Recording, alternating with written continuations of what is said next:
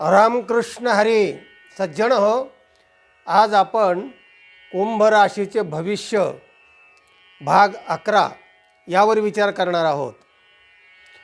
आता कुंभ रास आणि तिचा स्वभाव, मुळात आपण शब्दार्थाकडे जाऊ, धात्वार्थाकडे जाऊ. कारण मुळात शब्द जसा असतो तसा त्याला अर्थ असतो. मग त्याला म्हणतात शब्दार्थ. नंतर वाच्यार्थ, लक्षार्थ, शक्त्यार्थ असे शब्दांचे अनेक अर्थ होतात. प्रसंगोपात ते त्या ठिकाणी जर वेगळे शब्द गेले तर त्या ठिकाणी त्याचा वेगळासुद्धा अर्थ होतो आणि वेगळे अर्थ होतात. तेव्हा आपण थोडं संस्कृतच्या बाजूला जर ओळलो तर आपली सगळी ग्रंथसंपदा, सगळं ज्ञान मुळात संस्कृत ग्रंथामध्ये आहे. म्हणजे ते वेद असो, उपनिषद असो, भाष्य असो, रामायण महाभारत असो, पुराणं असो, अगदी सगळे पार भगवद्गीता म्हणजे स्मृत्या, श्रुत्या आणि स्मृत्या सगळे ग्रंथ आपले मुळात संस्कृतमध्ये आहेत. आणि संस्कृत ही सर्व भाषांची जननी आहे. त्याला संस्कृत उद्भव शब्द म्हणजे दोन प्रकारचं, एक धात्वार्थ असतो म्हणजे क्रियापद असतं, आणि एक नाम असतं म्हणजे शब्द असतो. त्याचे मुळातच अर्थ असतात आणि ते मुळातले अर्थ धरून सगळ्या गोष्टी चाललेल्या असतात. तेव्हा त्याचा मी विद्यार्थी असल्यामुळे तशाप्रमाणे मी भविष्य सांगण्याचा प्रयत्न करतो आहे. म्हणजे त्याला धरून पुढचं भविष्य सांगायचं. आणि त्या राशीचा जो स्वभाव तो माणसामध्ये येतो त्यालाच म्हणतात कार्यकारण भाव. जे कारणात असतं तेच कार्यामध्ये येतं. जर कारणात नसेल तर कार्यात येत नाही. विहिरीत असेल तेच पोहऱ्यामध्ये येतं. त्याला कार्यकारणभाव असं म्हणतात.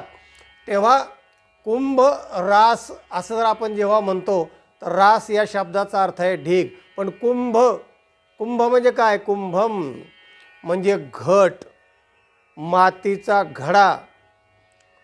तो जो घट आहे तो मातीचा घट असला की त्यापूर्वी इतर भांडी काय नव्हती, त्यावेळेला सगळे मातीचे घट तयार केल्या जायचे. कुंभार त्या चक्रावर मातीचा घट तयार करायचा आणि मग ते लहान घट असायचे, अगदी बोळक्यापासून घट, नंतर घागर, नंतर असे मोठे मग रांजण. त्याला महाकुंभ म्हणता येईल. तेव्हा कुंभ हा शब्द असा सांगतो की कुंभम करोती ती कुंभकारः. जो कुंभ करतो त्याला कुंभार म्हणायचे. ती एक प्रवर्गच आहे, ती एक जात आहे की ते फक्त घट निर्माण करायचं काम करायचे. आजही करतात. पण आता प्रगत देशामध्ये हे सगळ्या गोष्टी, सगळे भांडेसुद्धा वेगवेगळे झाले. सोन्याच्या भांड्यापर्यंत भांडे झाले धातूंचे. त्यामुळे तो भाग जरी कमी झाला असला तरी कुंभ त्याच्यामध्ये अमृत ठेवता येतं, दूध ठेवता येतं. पूर्वी कालवणं हे सुद्धा आमच्या आई भांड्यातच करायची, म्हणजे त्या कुंभामध्येच करायची.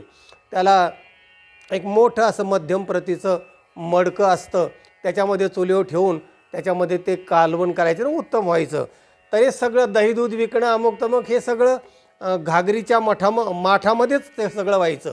सांगायचा मतितार्थ असा की कुंभ याचा आहे मातीचा घट. आता घट हे दोन प्रकाराने शास्त्रकारांनी मांडलेले आहेत. एक तर मातीचा घट, त्याच्यामध्ये या सगळ्या गोष्टी आत्ता सांगितल्याप्रमाणे. आणि दुसरा एक घट मानलेला आहे तो आहे शरीराचा घट. प्रथम राम दशरथ का बेटा, दूजा राम घट में बैठा, तीजा राम सकल पसारा, चौथा राम इनसे न्यारा, इनका करो रे विचारा. कबीर म्हणतो की प्रथम राम दशरथ का बेटा आणि दूजा राम घट में बैठा. म्हणजे घट में बैठा म्हणजे प्रत्येक वस्तूला घट म्हटलेला आहे. तेव्हा दुसरा घट आहे तो शरीर, सगळ्यांचे शरीर. तेव्हा हे जे दोन घट आहेत तर त्या जे मातीचा घट आहे त्याच्यामध्ये अमृत भरलं आणि ते समुद्रमंथन कसं झालं तो एक प्रसंग थोडा आपण पाहणार आहोत. आणि दुसरा जो घट आहे तो आहे शरीराचा घट. याच्यामध्ये आत्मा जो आहे तो अमृत आहे, म्हणजे मृत नाही. तो त्याला मरण नाही, त्याला काही नाही, तो जसाच्या तसा आहे. नैनन छिंदंती शस्त्राणी नयनन दहती पावका असं भगवद्गीता सांगते. तो अछद्य आहे, अदाह्य आहे, असं अनेक 2-4 श्लोकामध्ये त्या आत्म्याचं स्वरूप सांगताना तो सच्चिदानंद स्वरूप आहे. म्हणून आपण अमृतत्वाचे पुत्र आहोत, अमृतमय आहोत, सच्चिदानंद स्वरूप आहोत. आणि हा जो शरीररूपी घट आहे, हा घट आहे, त्याच्यामध्ये आत्मा हा एक अमृत बसलेला आहे. अमृतचा अर्थच असा आहे, अमृतम, मरण नाही त्याला अमृत म्हणतात. आता अमृत असतं, ते पाण्यासारखं असतं, ते पिलं जातं, असा हा एक भाग आहे, तो आपण सांगणारच आहोत. पण अमृतम म्हणजे न मरणारी गोष्ट फक्त आत्मा आहे, म्हणजे ब्रह्म. बृहत इति ब्रह्म असे शब्दाचे अर्थ असतात. आणि मी थोडा अभ्यास संस्कृतचा असल्यामुळे शब्दाचा अर्थ आणि त्यावरून मग बाकीचा परम अर्थ, त्याला आम्ही परमार्थ म्हणतो. परमार्थ जर कळत नाही, अर्थच कळत नाही, तर परमार्थ कसा कळणार? म्हणून शब्दार्थ नीट कळला पाहिजे, धात्वार्थ कळला पाहिजे, कारण त्याच्यातच तो अर्थ असतो. अर्थाविन पोथी वाचून काय? जर अर्थच तुम्हाला कळला नाही तर परमार्थ नीट होणार नाही, लक्षात घ्या. म्हणून एका सुभाषितकाराने एका बापाने मुलाला सांगितलं, बापा रे, यद्यपि बहुना आदिशे तथापि पटपुत्र व्याकरणम. तो फार काही शिकला नाही तरी चालेल, पण व्याकरण जरूर ऐक, वाच, अभ्यास कर, असं सांगितलेलं आहे. तेव्हा कालचा एक मुद्दा एका आपल्या दर्शकाने किंवा श्रोत्याने उपस्थित केला की बा मकर रास जी तुम्ही सांगितलेली आहे, तर ती मकर रास तर देवाला फार आवडते आणि तुम्ही देवाला ते आवडत नाही असं तुमच्या उदाहरणावरून दिसतंय. तर मी तसं जे उदाहरण दिलं ना, तर त्यांनी नकारार्थी अर्थ लावलेला दिसतो आहे. तर त्याचा अर्थ मी असाच केला कालसुद्धा. मगर म्हणजे मकर हा संस्कृत शब्द आहे. म्हणजे मकर हा पाण्यातला प्राणी आहे, तो जलचर आहे. आणि त्याचे जे प्रवर्ग आहेत, तर दुसरा एक लहानसा तो मासा आपण त्याला म्हणतो, तर त्यालासुद्धा मकर हा असं म्हटलेलं आहे. आणि मकर हा शब्द अनेक ठिकाणी आलेला आहे. मकर कुंडले तळपती श्रवणी असं तुकोबारायाने म्हटलेलं आहे की पांडुरंगाच्या कानामध्ये सुद्धा मास्याचं चिन्ह म्हणजे दागिने आहेत. ते मकर कुंडले आहे, ते कुंडल माशाचे आहेत, ते फार शोभायमान दिसतात, सुंदर दिसतात असं म्हटलेलं आहे. म्हणजे भगवंताला ते किती आवडतात हे बघा, की कानामध्ये त्यांनी दागिना म्हणून ते चिन्ह घातलेलं आहे, ते मासेचं घातलेलं आहे. आणि मगराचा सुद्धा उद्धार केला भगवान विष्णूने, असा मी कालचा मोठा एक दृष्टांत सांगितला. पण त्या श्रोत्याला तसं का वाटलं, त्यांनी पुन्हा एकदा तो व्हिडिओ नीट ऐका. आणि सकारात्मक मी सांगतो, तुम्ही सकारात्मक पाहत चला, मला नकारात्मक आवडत नाही आहे. तेव्हा सगळ्या गोष्टीची संगती लावायची आहे, आणि संगती लावणं हे विद्वानांचं काम असतं. न बुद्धिभेदम जनये दज्ञानम कर्मसंगीणाम. ज्ञानी माणसाने कर्मसंगी भाविकांची बुद्धिभेद करू नये असं म्हटलेलं आहे गीतेमध्ये. तेव्हा मी बुद्धिभेद करणारा प्राणी नाही आहे. आणि तेव्हा जरा नीट ऐका आणि आनंद घ्या. आत्ता सांगत होतो मी की हा एक कुंभ आहे म्हणजे शरीर, आणि दुसरा कुंभ आहे मातीचा घट. आता हे ज्यावेळी देव आणि दैत्यांनी समुद्र मंथन केलं, तेव्हा धन्वंतरी तो अमृतकुंभ घेऊन वर आला. 14 रत्नापैकी ते एक रत्न, म्हणजे शेवटी अमृत निघालं. आणि अमृताचा कुंभ घेऊन धन्वंतरी आला, त्याच्या हातून राक्षसाने हिसकावून घेतलं. आणि देवांच्या लक्षात आल्यानंतर त्यांची झटापट झाली, युद्ध झालं. अमृतासाठीच दोघांनी प्रयत्न केला होता, आणि मग युती झाली. पण जेव्हा घट आला, फलं यायला लागले, आणि मग तिथे भांडणं होत असतात. पण अमृत मिळवण्यासाठी आपण दोघं मिळून जर समुद्र मंथन केलं तर आपलं अमृत मिळणार आहे, असं भगवान विष्णूने सांगितलं आहे. आणि त्याप्रमाणे त्यांनी केलं. पण फळ जेव्हा निर्माण झालं, तेव्हा मग त्यांचा वादविवाद झाला, भांडणं झाली. आणि मग त्या दैत्यांनी त्या धन्वंतरीच्या हातून तो कुंभ हिसकून घेतला. हिसकून घेतल्यानंतर त्या झटापटी कितीतरी दिवस, 12 दिवस युद्ध चाललं होतं, असं त्या ग्रंथकारांनी म्हटलेलं आहे. आणि मग त्या झटापटीमध्ये राक्षसांनी तो घट हिसकवून घेतल्यानंतर राक्षसाकडून देवांना घेण्यासाठी देवांनी भगवान विष्णूला सांगितलं. भगवान विष्णूने मोहिनीचं रूप घेतलं. मोहिनीच्या पुढे ते नाचायला लागल्यानंतर त्याचा राक्षसच त्यांना मदिरा, त्यात मदिरा पण निघालेली आहे 14 रत्नापैकी, त्यांना ते मदिरा दिली. आणि त्या मोहिनीच्या रूपामध्ये भगवान नाचायला लागले, ते त्यातच मोहित झाले आणि तो घट हिसकून देवांनी घेतला. त्या झाटापटीमध्ये जे 3-4 ठिकाणी थेंब सांडले, कारण ते युद्ध आकाशामध्ये झालं देव आणि दैत्यांचं. तर मग ज्या ज्या ठिकाणी ते थेंब सांडले अमृताचे, त्या ठिकाणी 4 ठिकाणी आत्ता म्हणजे या काळामध्ये, या कलियुगामध्ये ज्याला आपण कुंभमेळा असं म्हणतो. तो कुंभ म्हणजे घट, कुंभम म्हणजे अमृताचा घट. आणि मग ते 4 ठिकाणं कोणते, तर ते आहे प्रयाग, हरिद्वार, नाशिक आणि उज्जैन. या 4 ठिकाणी कुंभमेळा भरतो. आता येणारा कुंभमेळा नाशिकमध्ये आहे आणि आता प्रयागराजला झालेला आहे. तेव्हा त्या ठिकाणी अमृत पडलं म्हणून तिथे कुंभमेळे भरतात. तिथे येतात साधू संत सगळे जमतात आणि तो सगळा मोठा कुंभमेळा जगातला 1 नंबरचा तो सोहळा आहे. तेव्हा कुंभ याचा अर्थ मी सांगतो आहे. आणि या शरीरातला जो आत्मा आहे कुंभ या घटामध्ये, तर हा एक मातीचाच घट आहे. हा केव्हाही फुटून जातो.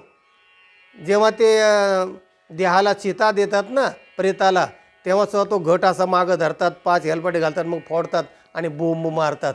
तिथे एक घट आहे.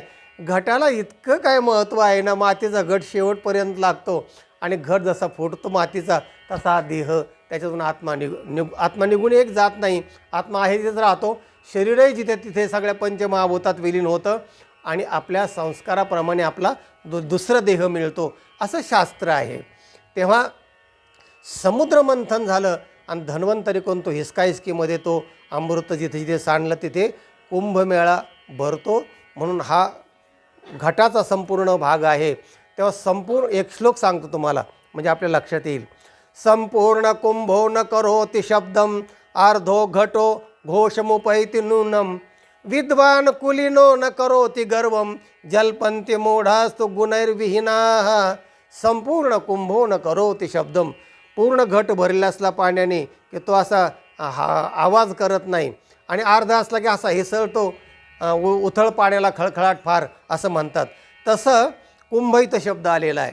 संपूर्ण कुंभो न करोति शब्दम अर्धो घटो घोषमुपैति न्यूनम. अर्धा घटा जर भरलेला असला की तो हिसळतो, असा पाणी सांडतं आणि आवाज करतो. तसं विद्वान कुलीनो न करोति गर्वम. जे विद्वान लोक असतात, कुलीन असतात, ते आपल्या ज्ञानाचा, आपल्या संपत्तीचा गर्व करत नाहीत. दुसरे कोण गर्व करतात? जल्पन्ति मूढास्तु गुणैर्विहीनाः. गुणैर्विहीनाः मूढाः जल्पन्ति. गुणविहीन जे लोक असतात, अज्ञानी लोक, मूर्ख लोक, ते मात्र आपल्या ज्ञानाचा, आपल्या संपत्तीचा डांगोरा पेटवित असतात, अवडंबर करत असतात, असा हा श्लोकाचा अर्थ आहे. या श्लोकातसुद्धा कुंभ शब्द आलेला आहे. ठिकठिकाणी कुंभ कुंभ कुंभ हा शब्द आलेला आहे. आणि म्हणून सज्जन हो, सांगायचा मला तात्पर्य अर्थ असा आहे की त्या शब्दामध्ये जो अर्थ आहे तो फार फार महत्त्वाचा असतो. आणि ते अर्थ शेकडो मी सांगू शकतो की त्याच शब्दामध्ये तोच अर्थ असतो आणि त्याच्यातच परम अर्थ काढून परमार्थ होत असतो. जसं पादपहा संस्कृत शब्द आहे. पादपहा, पादेन अपहा गृह्णाती इति पादपहा. पादप झाडाला म्हणतात. ते पायाने पाणी पितं म्हणून त्याला पादप असं संस्कृतमध्ये नाव आहे. उरगहा सर्पाला म्हणतात. उरेन गच्छती ती उरगहा. साप असा उराने चालतो, त्याला पाय नाही आहेत. किंवा खगहा म्हणजे पक्षी. खे गच्छती ती खगहा. जो आकाशात उडतो, जे प्राणी असतात त्याला खग असं म्हणतात. ख म्हणजे आकाश आणि ग म्हणजे गच्छती. खे गच्छती ती खगहा.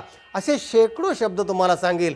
तसं कुंभ शब्द काय, मीन काय, सगळ्या राशीचे मी ते शब्द सांगण्याचा प्रयत्न केला आहे. आणि त्यातून निघणारा अर्थ, त्यातून होणारा परमार्थ हा महत्त्वाचा आहे. असा माझा सकारात्मक हा विषय आहे.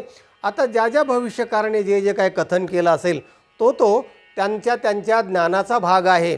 त्यामुळे माझा जो अर्थ आहे तो परमार्थाच्या दिशेने, संतांच्या दिशेने, शास्त्राच्या दिशेने अशा प्रकारची बैठक आहे.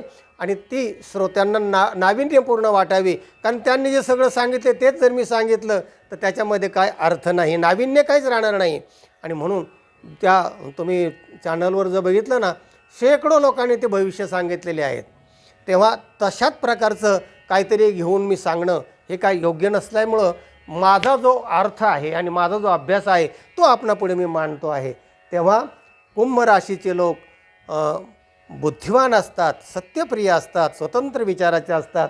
नोकरी व्यवसाय ते उत्तम करू शकतात, उत्तम रीतीने ते आपल्या सगळ्या व्यवहारामध्ये यश संपादन करतात. असं खूप लोकांचं ते भविष्य त्यांनी आपापल्या पद्धतीने मांडलेलं आहे. पण मी जे सांगितलं आपणाला ते आहे कुंभ. दोन प्रकारचा घट. एक तर शरीर घटामध्ये आत्मा हा अमृत आहे आणि त्या घटामध्ये जे अमृत आहे की ज्या अमृत मंथनातून निघालं, मंथन पाहिजे, विचार मंथनातून अमृतच निघतं ज्ञानाचं. तर तिथे जे समुद्र मंथन झालं त्यातून घट कसा निघाला, कुंभ कसा आला, कुंभमेळा का शब्द आला, कुंभ शब्द का आला, ह्या गोष्टी तुम्हाला नाविन्यपूर्ण वाटतील असा माझा विश्वास आहे आणि ते तुम्ही माझा विश्वास सार्थ कराल अशी माझी इच्छा आहे.